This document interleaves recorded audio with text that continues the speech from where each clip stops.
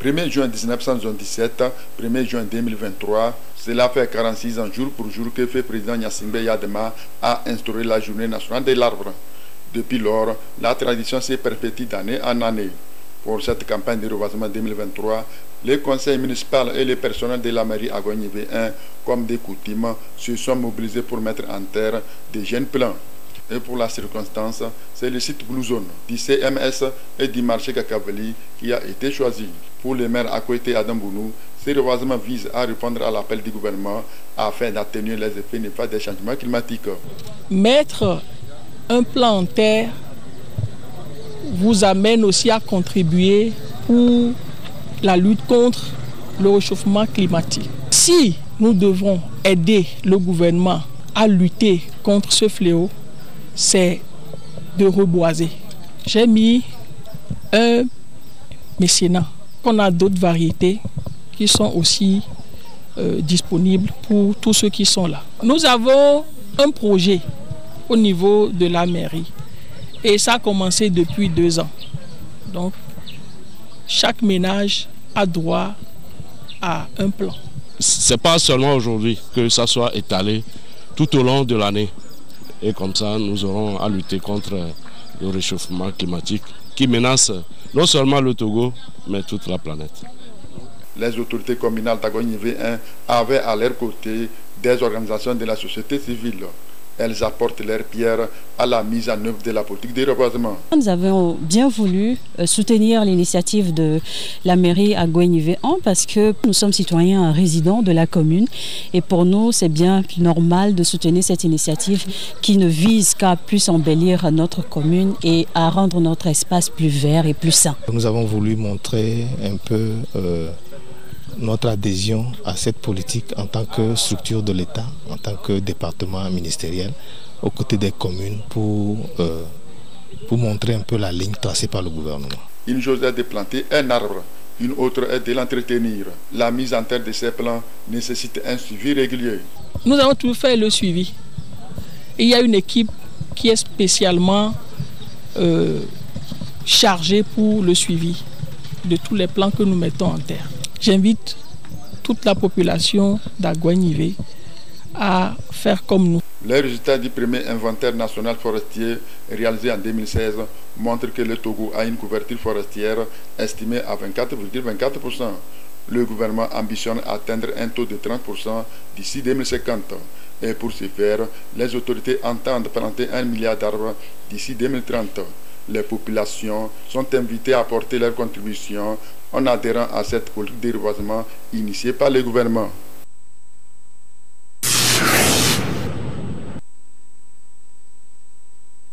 Le gouvernement togolais a fait de l'agriculture un secteur clé pour le développement du pays. Dans ce sens, les autorités du pays ont initié les forats des producteurs agricoles du Togo FOPAT dans les 5 régions du Togo pour le compte de cette année 2023.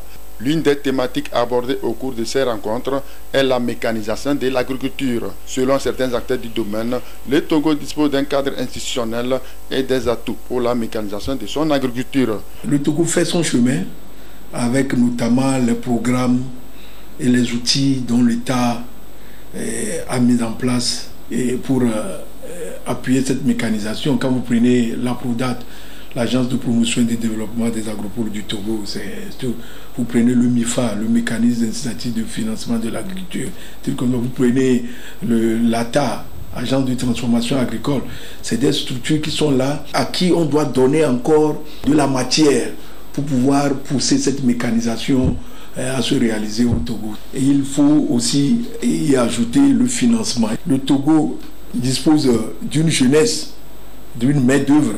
La jeunesse. Le Togo a des potentialités. Quand vous voyez 3,8 millions d'hectares de terre non exploités, vous voyez les fleuves qui peuvent nous permettre de maîtriser l'eau.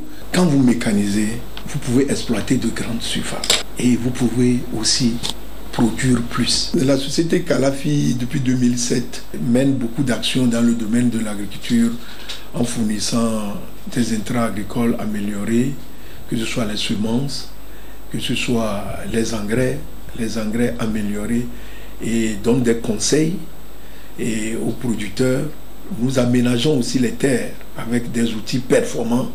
Nous faisons des services de labour au profit des paysans. Ce sont des labours payants que la société fait. Pour atteindre les objectifs, du chemin reste à parcourir. Malgré les terres disponibles chez nous, nous peinons toujours à mettre des outils performants pour le développement de cette agriculture. Nous devons réorganiser les vrais producteurs à la base et mécaniser surtout le secteur. Il faut articuler des modèles de développement dans le secteur agricole et pour leur permettre de les implémenter sur le terrain. La pluie n'attend pas le programme, donc il faut qu'on soit opérationnel sur le terrain au temps T, au moment où les gens ont besoin de nous. Et aussi, surtout sur le volet de la mécanisation, il faut que les pouvoirs publics puissent voir si c'est la mise en place d'une banque agricole qui puisse nous pousser à mécaniser le secteur et d'appuyer les actions du gouvernement. Le secteur agricole participe à plus de 40% à la constitution du PIB au Togo et emploie près de 2/3 de la population active. Développer ce secteur permettra de lutter contre la pauvreté et de créer des emplois.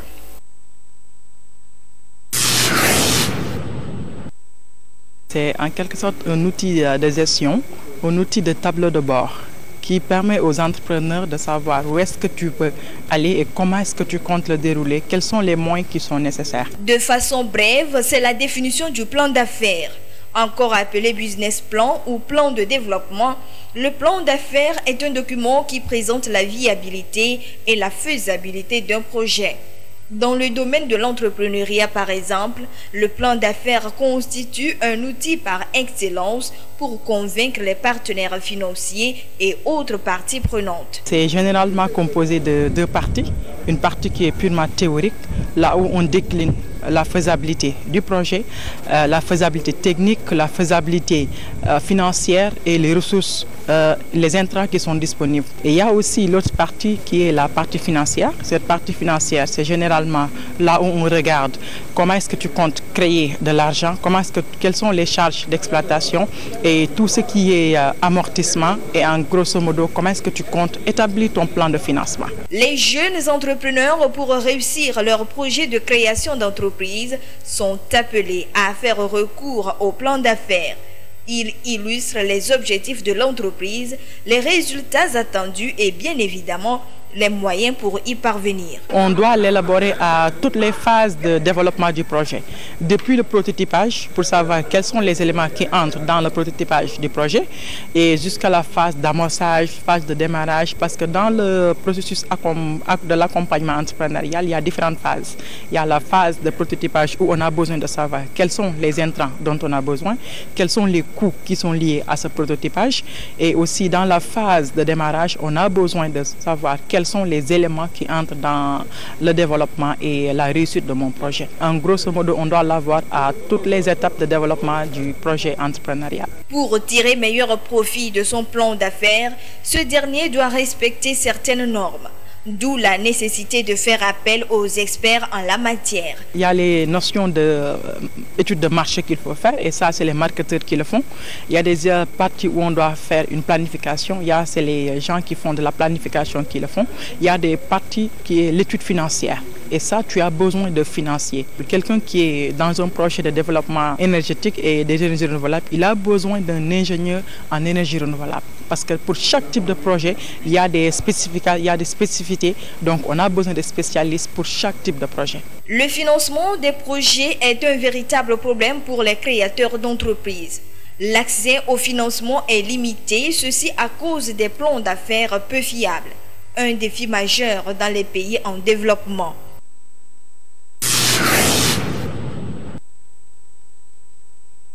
Face au problème du chômage et du sous-emploi, certains jeunes Togolais ont opté pour la formation professionnelle. C'est l'exemple de ces jeunes dans ces centres de formation d'Incaris à Lomé. Je suis aussi étudiant au département d'Angra à l'université de Lomé. Je vois que tout cela est théorique et il fallait aussi avoir un autre diplôme professionnel qui va m'indiquer et me spécialiser dans un domaine donné, dans lequel je vais aussi me spécialiser afin d'être intégré dans la vie active et professionnelle. Je suis commerçante, je suis dans la vente des matériaux de construction. Mais je voulais apprendre quelque chose de plus, rajouter à ce que je fais.